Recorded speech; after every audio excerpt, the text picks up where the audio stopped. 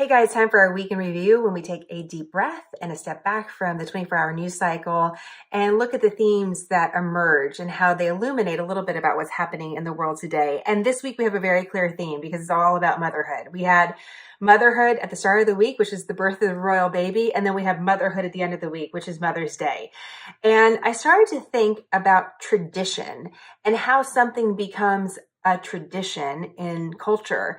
And the reason why I started thinking about this is we started looking at the tradition of Mother's Day and where it comes from, because Mother's Day wasn't always around, but it does date back to 1914 when President Woodrow Wilson proclaimed the second Sunday in May Mother's Day. And there were many people along the way that helped it become that special holiday here in America. I thought it was interesting in his proclamation, the president dedicated the day to the mothers of the country, which is different than saying the mothers of the children of America. The mothers of the country can be a lot of different people, even those that don't naturally give birth. And what's interesting is a major player in Mother's Day was a woman who never had children. Her name was Anna Jarvis. And she really advocated for Mother's Day after the death of her mom, who she apparently really idolized.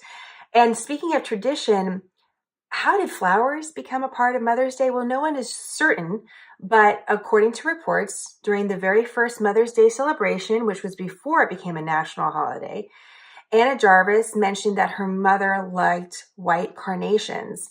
And so white carnations became associated with Mother's Day. Carnations became associated with mothers. And here we have this tradition of giving flowers on Mother's Day.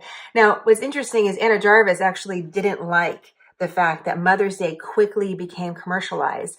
And she spent all these years trying to make Mother's Day a holiday, a thing.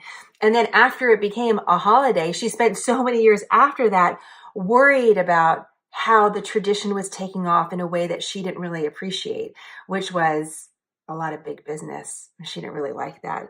So I started to look at the Mother's Day tradition and think about it in relation to the other big news items of the week. For example, if Mother's Day started in 1914, well, what else was happening in the world at this time? And how does it relate to the news that we saw this week? So Mother's Day was in 1914. That was before women had the right to vote. And here we're looking at the different candidates for president of the United States that include many different women.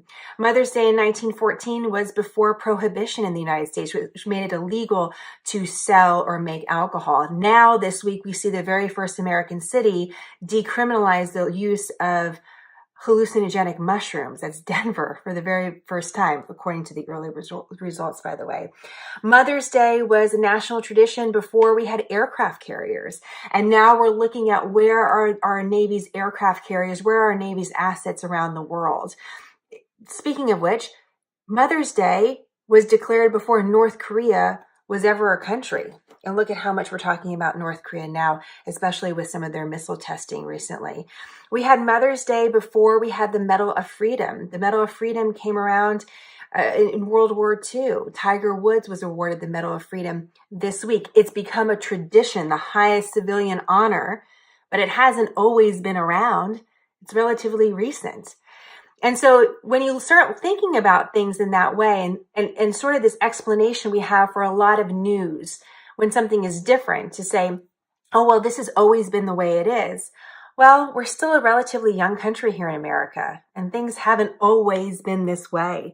In fact, Mother's Day predates a lot of the major issues that we're even tackling on this particular news cycle. So I just thought it was interesting to put that in perspective. Mother's Day is a little bit more than 100 years old, but look at all these new things that have happened since then, controversies that we're trying to tackle, issues we're trying to work out.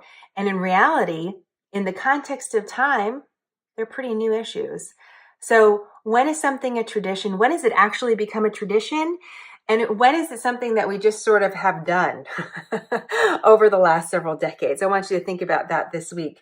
You know, I was thinking a lot about motherhood as well, because motherhood was a big reason why I started SmartHER News. I realized when I became a mother just how busy the mothers of America really are, and just how much people like to talk about motherhood and the American mother, but how few people are actually developing products that really, really help her. And I thought in many ways, she's one of the toughest consumers to please, just simply because she's so busy. Her brain and her heart are torn in so many different directions. And I thought, you know what, if I could serve her with good news, not good news in content, just fair, nonpartisan, quick news in small doses over a period of time, she'll feel empowered by information. She'll feel current. And if I can succeed with one of the toughest consumers out there, then that's going to be really great for everybody else, because I never wanted to develop something that was just geared towards moms or just geared towards women. I wanted to start with women and mothers as the inspiration and take off from there. And that's what we're trying to accomplish here at SmartHER News. And I hope you see some success in that. We still have a long way to go, but I'm encouraged. And the reason why I'm encouraged is because when you do something great for a mother, it's good for the family. I mean, that's what Mother's Day is really about. So I think if we can do something good for the mother, then that's going to be really great for the country, especially when it comes to news delivery in this time that feels divisive and feels confusing. And at times it seems very challenging to get solid information. So that's our little contribution. On a personal side, it's been interesting to be a mompreneur. That's a thing, right? And my little boy had to fill out this form at school about his mom. And so here's what he says about me. He says that I'm 53 years old. He's off, but I'll forgive him for that. He says I like to eat vegetables and salad, and that I like to drink coffee. True. But I like this part. He says my mom is really good at SmartHER News. So thanks for that.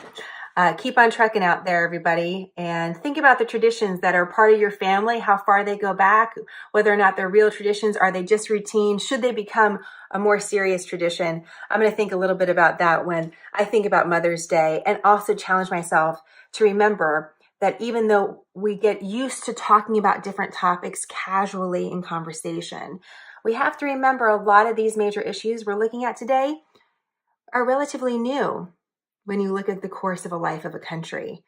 And just to remember that things haven't always been this way. And so that means there's a lot of opportunity for creativity and change, especially in the news space, which is what you're seeing right now. Have a great weekend, everybody, and we'll see you on Monday on SmartHER News.